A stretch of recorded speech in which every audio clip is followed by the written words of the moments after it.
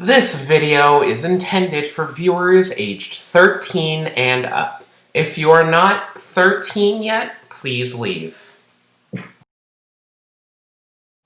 Don't worry, Mr. Stark. You should be fine. My spider sense isn't going off. I don't remember him training super hard to keep up with my body when he was in prison last.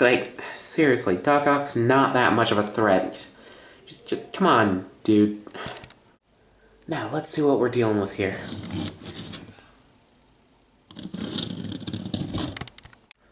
Mr. Stark, on second thought, I might actually need your help.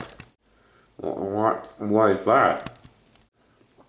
He must have been doing like some bodybuilding while he was in jail, because he's super buff now.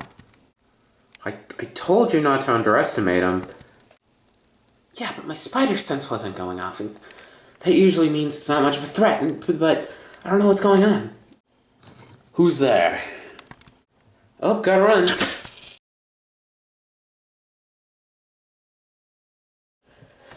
Hello everybody, Kanohii Mineka here, and I'm sorry there was no review last week. I was using the studio for something else, something different. I'll let you know about it probably later, but,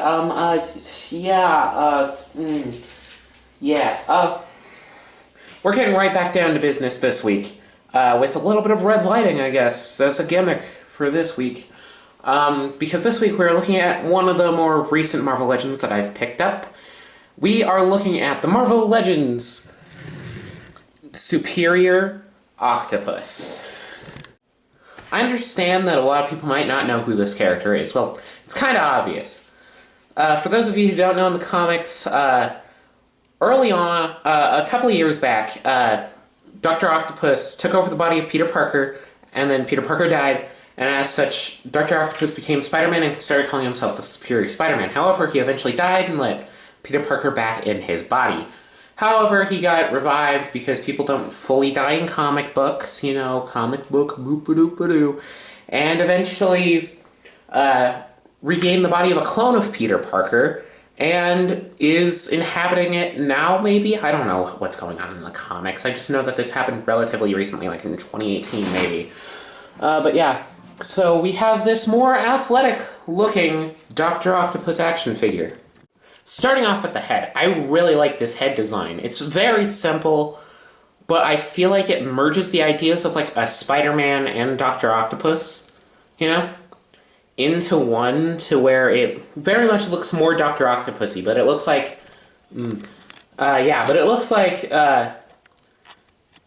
if Spider-Man chose to be octopus-themed, I guess, you know?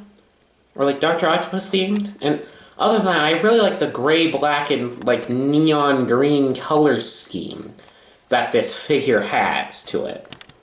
Moving on to the torso, a lot of the same things apply. It's your typical muscular torso. I'm pretty sure this is used from maybe like a Spider-Man 2099 figure of some sort. I don't know.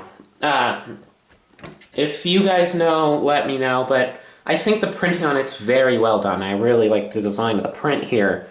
And I really like how glossy the black is. I don't know, it just seems cool. A lot of same goes for the arms, some nice, decent musculature. I also really like these little couplings. It makes his, like, gauntlets look kind of like metal gloves, I guess. That's kind of my headcanon for it, at least. The legs are your typical black legs, but I really like the extra effort that went into these little leg patterns that are here on the legs. I really like how they're done. I personally really enjoyed the little calf patterns that are on him, but overall a pretty simple action figure design. However, we need to get to the octopus in the room. The tentacle backpack. It's fine, I guess. I get why they didn't put bendy wire in it.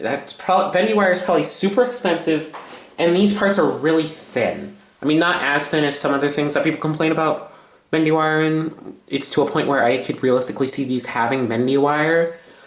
But I understand why they didn't. It's probably a safety thing. That's why the HasLab Sentinel has bendy wire, because they don't have to worry as much about safety constraints, because it's not being sold to a general audience of like children alongside us adult collectors. The biggest problem has to be the different poses that they're put in. If they were put in poses that allowed them to be in like specific areas, I guess it would be fine. Or just like typical like curves, like have one curving out like that, one curving out like that, one curving out like that, one curving out like that. However, for this one, they're all bending in super weird different ways. And that honestly makes posing it, especially for like pictures and stuff, really awkward. Because the tentacles always get in the way or fall off, or whatever the heck happens, you know?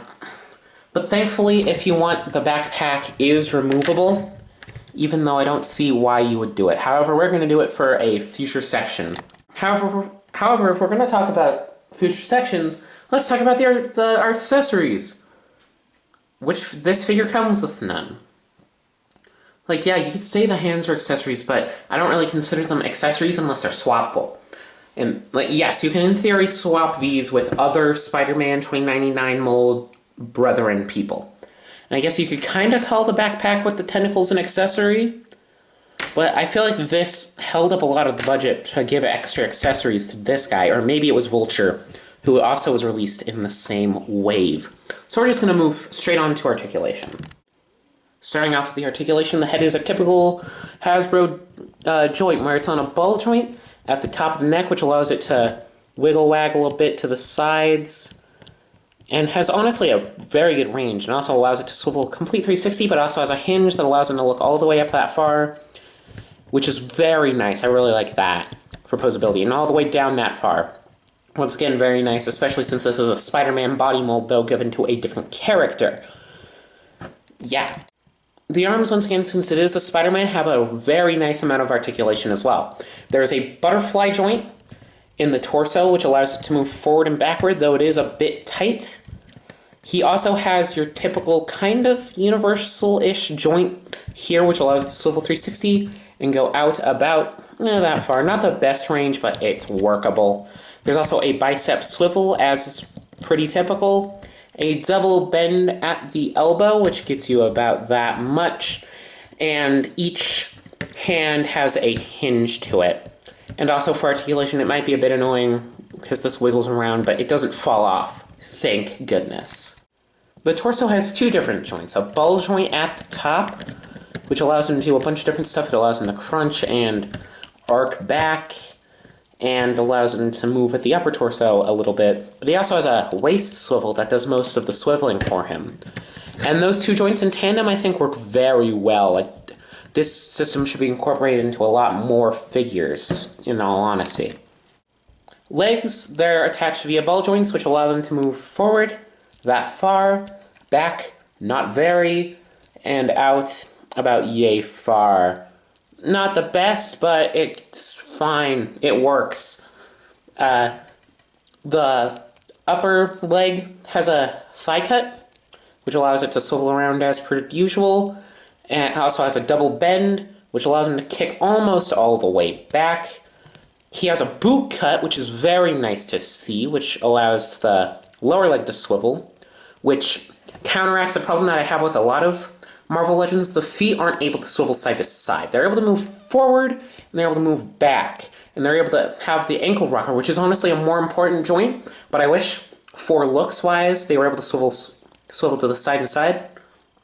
But the boot cut is able to alleviate that, even if it isn't the most elegant way of doing it.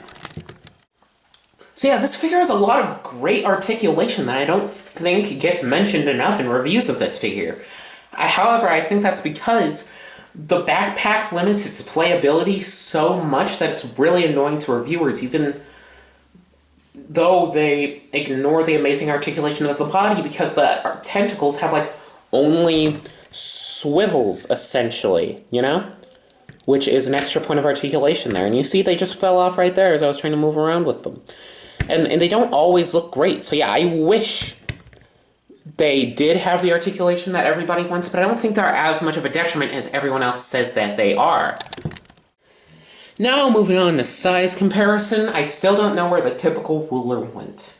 So we have stand-in ruler. It's a triangle.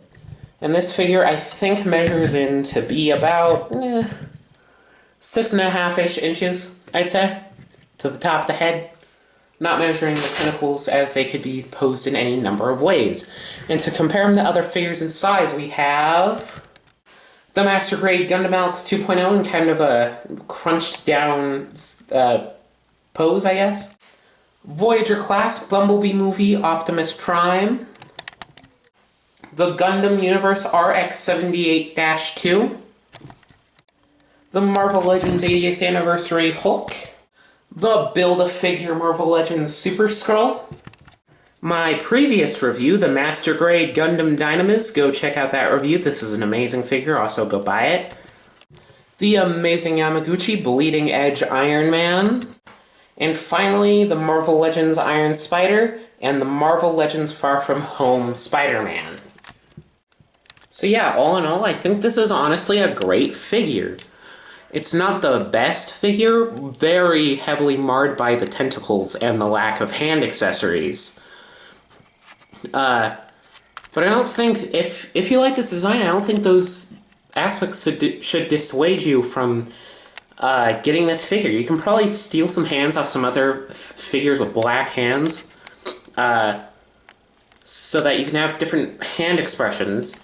And for the tentacles, you can probably go on like eBay or Etsy or something to get some custom tentacles if you really want to. Like, yeah, get this figure if you like it, but it's not the most glowing recommendation from me.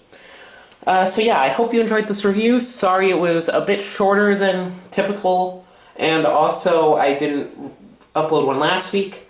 Last week I wanted to focus on something else, something different. Not really video related, though I might make a video about it. Yeah, and the Dynamis review was a lot. It had a little bit of planning, especially for that bit at the end. But yeah, I'm tired. I wanted to get a quick review out this week, so yeah. Like, comment, subscribe, check out some other reviews if you like this one, or if you didn't like this one, maybe check out one of my other reviews, see if you like that one better, because this one's kind of low effort. Also, if you want, by the time this comes out, there's not going to be a lot of time to upload a picture for it, but if you are into giant robots, check out Bad Gunpla's photo contest, Contest Gunpla 3 Re-Rise. Basic rules for him are to be indoors and use your phone camera to take a picture of some giant robot model kit related thing. But yeah, go ham. By the time this comes out, you probably only have like a couple days, because this should be coming out probably